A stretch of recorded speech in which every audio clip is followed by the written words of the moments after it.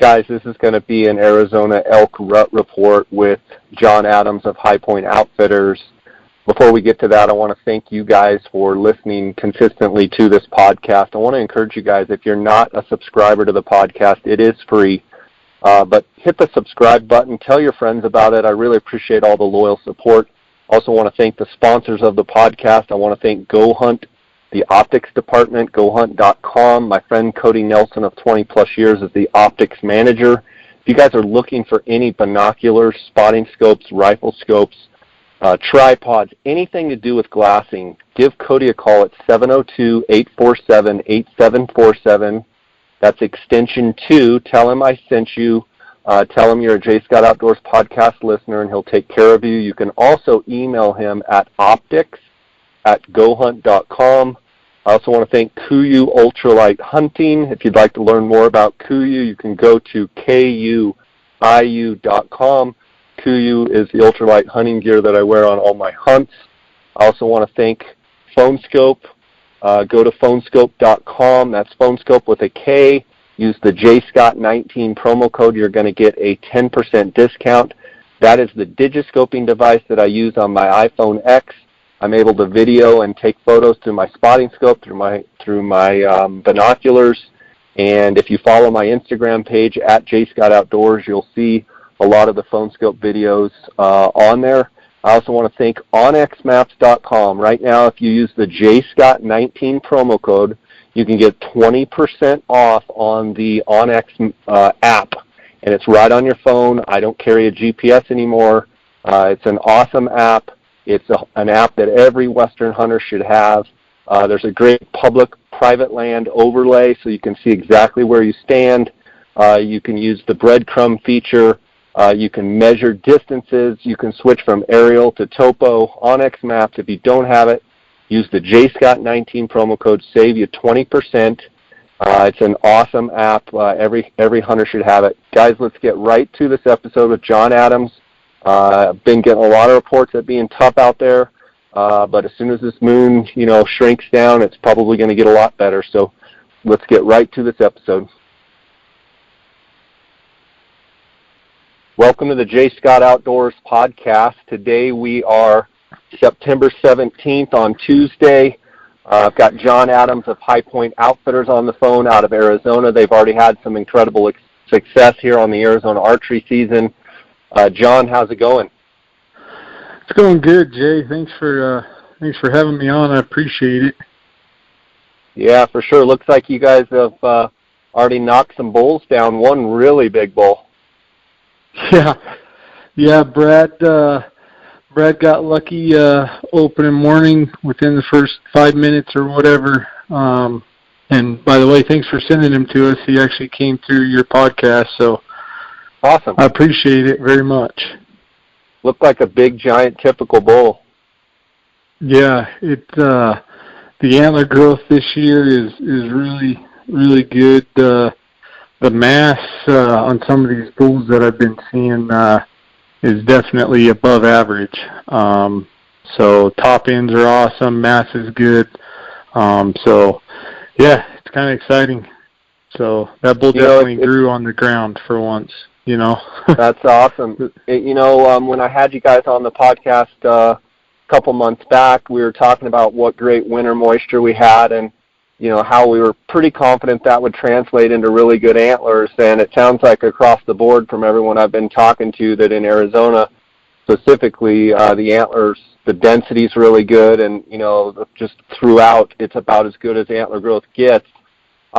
You've been in, I believe, personally in Unit 10, but correct me if I'm wrong. Talk a little bit about the rut conditions, what you're seeing as far as those first, 3, 4, 5 days of the archery season. What kind of conditions are out there? What are the elk doing? Yeah, I'm just trying to tell everybody to stay positive right now. We have guys pretty much spread throughout the state right now, and it's pretty tough right now. From the full moon is kind of jacking people up pretty good right now.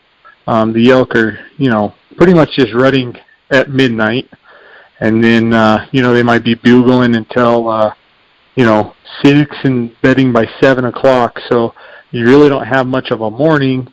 And then if you do find water to sit, because it is really dry out there, they're not showing up until 8 o'clock, right after it's dark. Yeah. So it's really, really tough right now.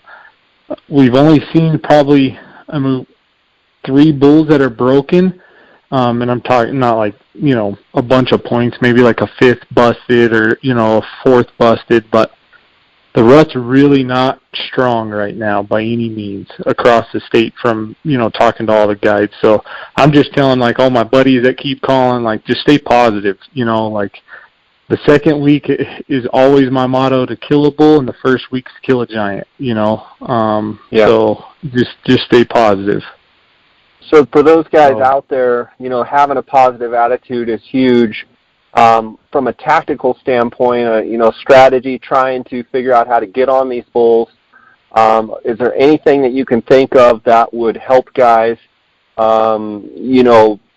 further their success in trying to get a little bit more time and a little bit more action with these bulls right now? Man, honestly, we're not. So if there's a lot of people hunting in a certain area, I steer away from that. Well, and that's just my deal. There might be a pile of elk in there. There might be a lot of bulls, and I want to go find a bull that's all by himself, that's never even heard a cow call in a year. You know what I mean? That he's still trying to search for cows. As soon as you let a cow call and there's a bull even interested, he might not even be bugling. You might just, it might be dead silent. And throw out a cow call, and man, they'll come on a string because they haven't seen a cow around, or you know what I mean? They're still looking for cows. So that's been kind of somewhat a success this year. Kevin, my business partner, just killed a bull this morning. He's doing the teasers pictures, so I still don't know what he killed. It sounds like he may have beat my bull that Brad killed. Wow. But I don't know yet, so I'm kind of curious to see what he killed this morning. So he said he'll call me in an hour, so we'll see. Cool. With kind of a slow weekend, full moon, with the last part of the hunt, we kind of talked about this on several episodes with different guests that I had about, the last week probably being the best. The moon will be going down. What can people expect, over this last part of the archery season compared to the first? And with that, what should they be doing out there to try and capitalize on, whatever that is? Yeah, I would say just pray that we don't get any more rain, honestly, throughout the rest of this hunt. It can really screw up all your scouting. Spread the elk throughout the entire unit, wherever you may be hunting, and it can get really tough that way. Obviously when there's small concentrations of water, all the elk are concentrated in those areas.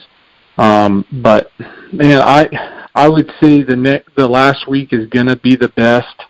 But as well as I do, is that rut can kick on overnight, and you wake up the next morning, your target bull, and he's busted off 4 points, and then bulls just start breaking day after day. So I don't know anything else to say besides just stay positive and just keep after it. I mean, I've been looking through the weather, and it doesn't show any moisture, throughout the week. I don't know what it's going to do at the very end of the hunt. But I know the moon's getting less and less and less, which is going to help things for sure. Are you hearing a bunch of bulls bugle at night in the dark, or are they really across the board, whether it's day or night, they're really just not into it yet? Yeah, so I went out last night. I'm about ready to leave here in a little bit again, and there was a bull that we located, and we tried to get on him, and he was dead quiet. It was super thick, and I was just like, dang, man, I don't know, maybe somebody already busted him out of here, maybe somebody beat him to us, I don't know. So we stayed there until dark, and then 10 minutes after dark, that bull ended up bugling, and he was in the same exact spot. So it's quiet. They are playing seriously hard right now. It's almost like a late archery bull tag right now. Like no volume, and they're coming into water at midnight. With that being said, for those guys out there listening that have early rifle and muzzleloader tags, it could be the best thing for them as far as, lots of bugling and pretty active hunt. The sounds of it, if they're not, going and you're talking to your guides across the state, I mean, they could be really in the money. What are your thoughts on that? Yeah, I think so. I just got off the phone with my buddy Ben, and he said that he was in a group of cows trying to look for the bull, and there was no bull, and there was 9 cows this morning. So, wow. I do not think that the rut is anywhere close to what we've seen. I mean, opening morning for me and Brad, it was awesome. Went in there that night or the very next morning, and it was dead silence. I mean, it was awesome opening morning for Brad. We just got lucky. And then after that, it was dead silence. So, we're calling in bulls still, but it's not easy by any means, and we're definitely not bugling. Just super light cow calls. Whether you hear a bull bugling, whether you know a bull's there or not, still just let out just a little soft cow call, and your luck might change just like that. Yeah, for sure. How much of it do you think, because we had virtually no monsoon and the landscape, although we had incredible winter moisture, there was virtually not a lot of monsoon, and it's pretty dang dry out there. How much of that do you think plays into kind of the slow start as opposed to the full moon, or do you think it's a combo of both? Yeah, it could be. I mean, we had the wettest winter in 100 years. And now we've had the driest monsoon in 100 years.